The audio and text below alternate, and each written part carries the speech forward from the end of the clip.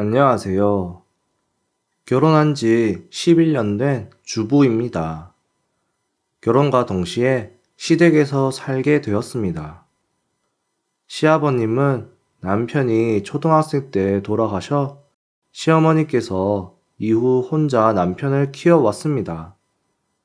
그런데 남편이 사회생활을 한 지 얼마 안 됐을 때 시어머니가 갑자기 몸이 안 좋아져 남편에게 청혼받았을 때도 어머니를 모시고 사는 게 조건이었습니다. 저는 결혼을 빨리 하고 싶다는 생각을 하고 있어서 조건을 승낙했습니다. 이제 와서 생각하면 어려서 잘 몰랐던 것 같습니다. 만약 지금의 마음으로 그때로 돌아갈 수 있다면 절대 승낙하지 않았을 겁니다. 남과 생활하는 것이 이렇게 힘든 일인가 하는 것을 저는 깨달았습니다. 경험 있는 분들은 잘 아시겠지만 시어머니는 어떻게든 불쾌하지 않게 말하려고 해주는 것은 기쁜 일이지만 사소한 잔소리가 정말 스트레스입니다. 게다가 남편 걱정을 자꾸 하고 심지어 남편이 요즘 살이 빠진 거 아닌가, 뭔가 마음고생을 하는 것은 아닐까 하고 하지 않아도 될 걱정까지 하는 것은 싫습니다. 하지만 이건 어디까지나 1년이나 2년차 정도까지인가 참아줬고 3년 정도 되고 나서는 타협도 하게 됐습니다. 그러던 어느 날 시어머니께서 이런 말을 하셨습니다. 있잖아, 항상 정말 고마워. 아니요, 저도 이 집에 시집 왔으니까 이 정도는 해야 마땅하죠. 그렇게 말해주니 기쁘네. 아들이 정말 멋진 사람을 데려왔구나. 그렇지 않아요. 그러면서 나쁜 생각은 들지 않았습니다.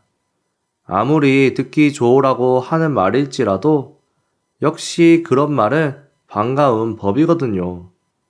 하지만 그런 날도 있는가 하면 부딪히는 날도 있었습니다. 얘야, 잠깐 와볼래? 약간 화가 난 시어머니가 저를 부르고 있었습니다. 뭔가 싶어서 거실에 계신 시어머니 곁으로 달려가니 진지한 얼굴을 한 시어머니가 거기서 차를 홀짝이며 기다리고 있었습니다. 무슨 일이세요? 무슨 일이세요? 이게 뭐야? 그러면서 시어머니가 가리킨 것은 제가 점심으로 만든 요리였습니다. 냉장고에 남아있던 것 중에 유통기한이 얼마 안 남은 것, 또한 시어머니가 사용해도 좋다고 한 식재료를 사용했는데 아무래도 그게 마음에 안 드는 것 같았습니다. 요리에 무슨 문제라도 있어요? 재료를 써도 된다고 했지만 왜 이런 요리를 한 거야? 쓰지 못하게 했어야 했는데.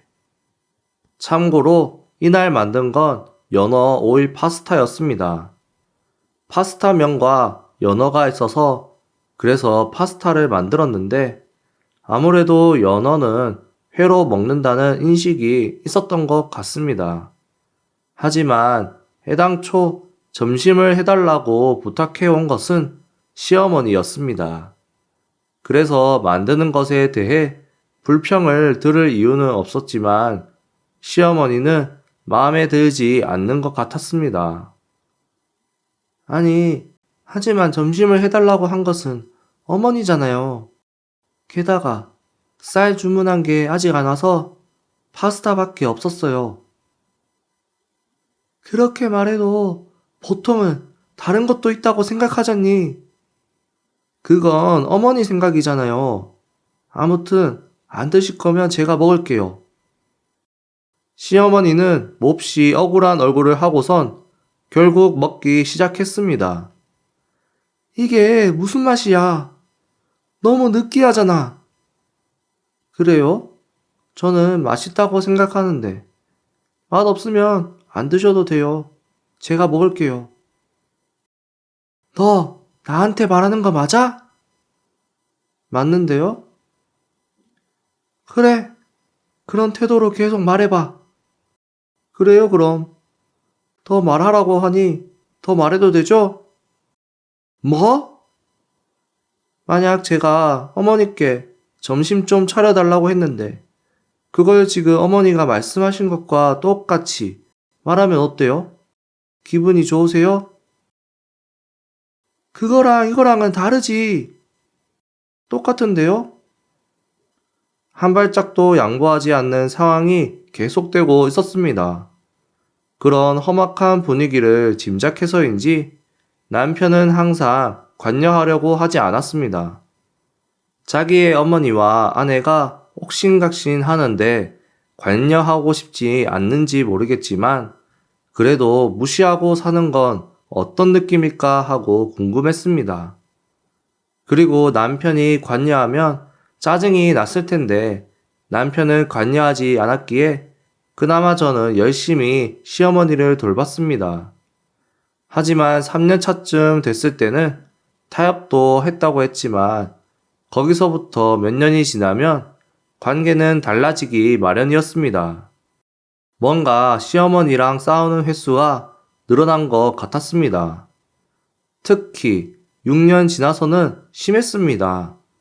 거의 매일같이 다퉜고 내용은 사소한 것들 뿐이었지만 그래도 보살피긴 했습니다. 다른 사람에게 이혼을 권유받은 적도 물론 있었지만 뭔가 지기 싫어하는 부분도 있어서 이혼하는 것은 싫었습니다. 그런데 제가 모시고 산 지 10년째 되는 날 저녁을 먹는데 갑자기 시어머니께서 말씀하셨습니다. 얘야, 네가 이 집에 시집 와서 벌써 10년이 지났네? 이제는 완전히 너를 가족으로 생각한단다. 네? 평소에는 절대 하지 않는 말을 들어서 저는 당황해서 얼었습니다. 항상 나를 돌봐줘서 고마워. 이거 내 마음이야. 그렇게 말하고 시어머니가 가져온 것은 명품 목걸이였습니다. 어머니, 이게 고마워서 주는 내 선물이야. 이렇게 비싼 거 못 받아요. 괜찮아. 항상 신세지고 있으니 이 정도는 당연한 거야. 물론 이것뿐만이 아니라 마음으로도 너무 고마워. 평소 시어머니를 생각하면 있을 수 없는 일이 일어났습니다. 왜 갑자기 이런 걸 줬을까? 의문은 깊어질 뿐이었지만 그냥 그때는 단순히 기뻤습니다. 저는 갈대 같은 마음이라 그런 걸 받으면 그 사람에 대한 호감도가 확 올라가 버렸습니다. 이에 남편도 반가운 표정을 짓고 있었습니다. 다행이야. 여보랑 어머니가 사이 좋아 보여서 다행이야. 앞으로도 잘 부탁해. 자긴 뭐 없어? 응? 나는 사랑을 줄게. 남편에게는 특별히 받은 게 없지만 그래도 시어머니와의 관계가 조금 좋아진 것은 잘된 일이라고 생각하면서 어느 날 시어머니 방으로 세탁했던 옷을 옮기고 있는데 시어머니가 낮잠을 자고 있었습니다. 그러고 보니 이날 시어머니는 평소보다 긴 산책을 갔다 왔었습니다. 분명 피곤했을 겁니다. 깨우지 않으려고 조용히 걷고 있을 때 건방진 것. 네? 저한테 한 말인 줄 알고 놀랐지만 아무래도 잠꼬대였던 것 같습니다. 원래 시어머니는 잠꼬대를 안 하셨는데 계속 뭔가 투덜투덜 했습니다. 너 따위에게 아들을 준 게 잘못이었어. 이 집에서 나가! 잠꼬대라는 것을 알고 있는데도 마치 깨어있는 것처럼 보였습니다. 설마 평소에 이런 생각을 하고 있는 것일까? 일단 시험 삼아 시어머니가 일어나시지 않을까 해서 발소리를 냈지만 일절 일어날 기미는 보이지 않았습니다. 오히려 몸을 뒤척이면서 너 따위는 평생 노예로 써버릴 거야 라고 잠꼬대를 하고는 다시 코를 골며 잠들기 시작했습니다. 그 순간 제 머릿속에 떠오른 것은 목걸이를 준 게 수상하다는 생각이 들었습니다. 이렇게 인색한 시어머니가 갑자기 목걸이를 선물하다니. 함부로 남을 의심해서는 안 된다는 생각으로 순순히 받고 기뻐했었는데 현실은 달랐던 것 같습니다. 하지만 잠꼬대라는 것이 진심인지 아닌지 알 수 없기에 시어머니의 행동을 관찰하기로 했습니다. 그러던 어느 날 모든 걸 알게 되는 날이 왔습니다. 제가 남편과 싸운 날이었습니다. 남편은 피곤해서 그런지 평소보다 신경질적인 모습에 제가 화를 내고 만 것입니다. 저희 둘의 중재에 들어가는 것은 시어머니였습니다. 계속 그렇게 싸울 거야? 애도 아니고 그만 싸워라. 각자 얘기 들어보고 잘잘못 가려줄 테니 너부터 따라와. 남편은 시어머니를 따라 방으로 들어갔습니다. 지금까지 시어머니가 중재를 해준 적은 몇 번 있었습니다. 그때마다 한 명씩 얘기를 하기 위해 시어머니 방에 들어갔는데 저는 어차피 남편 편을 들겠지 하는 생각이 들어 그게 싫어서 되도록 남편과는 싸우지 않으려고 했습니다. 하지만 얼마 전의 일도 있었던 탓인지 시어머니의 언행이 궁금했습니다. 그래서 저 방에서 무슨 대화를 나누는지 방문 앞에 서서 문에 귀를 갖다 댔습니다. 이때 일단 녹음을 해야 될 것 같아서 방문 틈 가까이에 폰을 놔뒀습니다. 그리고 방 안에서 들려오는 것은 남편에 대한 설교가 아니라 제 욕을 둘이서 끝없이 내뱉고 있었습니다. 너 왜 쟤랑 티격태격하니? 쟤는 그냥 며느리가 아니야. 알아요. 그래도 보통 짜증나게 하는 게 아니에요. 나도 쟤한테 짜증나고 해서 그 마음은 이해해. 그러면서 저번에 목걸이는 왜 준 거예요? 심경의 변화라도 있어요? 아, 그거? 사실 선물 받은 거야. 옛날에 친척 이사를 도와준 적이 있는데 비싼 것 같았고 뭔가 나중에 생활에 보탬이 되지 않을까 해서 마음에 든다고 했는데 선물로 주셨어. 아, 그런 거구나. 비싸 보이던데 팔면 용돈하기에 충분하지 않아요? 그렇긴 한데 준 사람과는 아직 만나기도 하니까 일단 가지고 있는 게 좋을 것 같아서 그 사람이 만날 때마다 목걸이를 차고 다니는지 보거든. 난 목걸이가 많으니까 그 사람 만날 때만 끼면 되고 그리고 저렇게 선물 주면 쟤도 좀 더 나한테 잘할 거야. 봤지? 목걸이 받고 기뻐하는 얼굴. 기뻐하는 얼굴을 보니 선물만 주면 뭐든지 할 느낌이에요.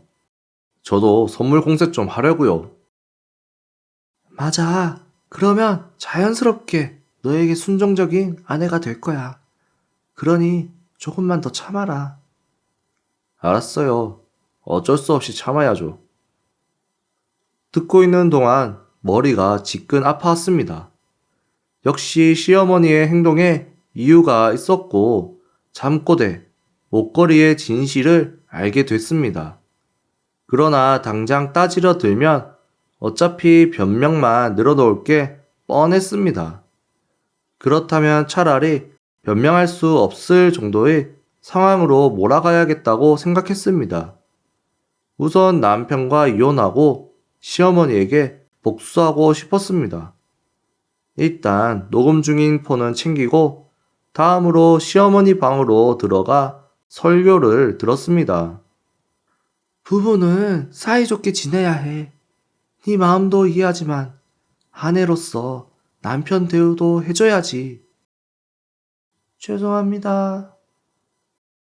설교는 어차피 제 편인 듯 하면서 결국 남편 편이었기에 적당히 맞장구 치면서 어떻게 복수할지 생각하고 있었습니다.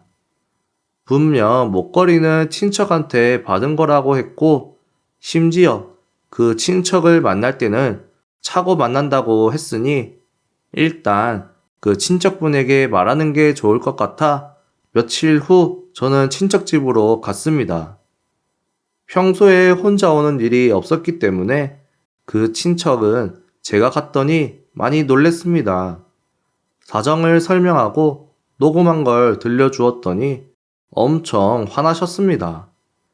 그리고는 시어머니에게 전화하셔서 뭔가 호통을 치셨습니다. 호통을 치시고 속이 후련하신지 전화를 끊고 만족해 하셨습니다. 그러자 이번에는 시어머니가 제게 전화를 걸어 집으로 오라고 했습니다. 이혼 신고 서류도 준비했겠다 싶어 챙겨서 집으로 갔습니다. 거실에는 남편과 시어머니가 앉아 있었습니다. 네가 한 짓이지? 뭐가요? 그건 너가 잘 알고 있을 텐데. 혹시 목걸이 말씀하시는 거예요? 그래, 정말 정 떨어지구나. 당신 그런 마음으로 어머니를 대하고 있었어? 마음의 표시를 그렇게 되갚아. 참나, 어이없네. 그럼 반대로 묻겠는데, 나한테는 그래도 돼? 무슨 말이야? 저는 화가 나서 얼마 전 녹음한 음성을 틀었습니다. 남편과 시어머니는 순식간에 안면이 창백해졌습니다. 저번에 두 사람이 했던 대화예요. 저를 마구 헐뜯었죠? 어머니? 아니야, 이거 목소리가 다르잖아. 정신이 나갔는지 자기 목소리가 아니라고 말하기 시작했습니다. 그래, 이거 네가 조작한 거지? 진짜 어이가 없네. 누가 들어도 목소리 맞는데 내가 이런 걸 왜 조작해? 이제 이래나 저래나 상관없다고 생각하고 이혼 서류를 두 사람의 눈앞 테이블에 놨습니다. 됐고, 이거나 써줘. 뭐야? 갑자기 무슨 이혼이야? 더 이상은 무리야. 이해되지? 당신이 내 욕을 어머니와 함께 하는데 같이 살 순 없어. 진심이야? 일일이 내 의사 확인 같은 건 필요 없으니까 빨리 써서 도장 찍어줄래? 있잖아. 너 같은 사람은 이혼해도 달라지는 게 없어. 그냥 여기 있는 게 너한테 좋은 거야. 아니요. 여기서는 저는 미치고 말 테니까 좋든 안 좋든 떠날 거예요. 그것보다 어머니 힘들죠? 뭘? 이제 돌봐줄 사람이 없는데요? 아. 그 후 남편이 여러 가지 말을 해왔는데 제 의지는 바뀌지 않았습니다. 지금까지 10년이나 돌봐왔는데 저런 식으로 말하면 누구나 싫어질 겁니다. 그래서 저는 이제 끝내기로 했고 남편이 결국 시어머니를 돌봐야 할 것 같은데 혼자서는 무리라 요양원으로 갈지 말지 의논했지만 시어머니가 거부하면서 매일 다툰다고 합니다. 뭐 이제는 저랑 상관없는 일이지만요. 저는 지금 혼자만의 생활을 즐기고 있습니다. 혼자가 이렇게 편했는지 새삼스럽게 깨달았습니다. 오늘의 사연은 여기까지입니다. 시청해 주셔서 감사합니다.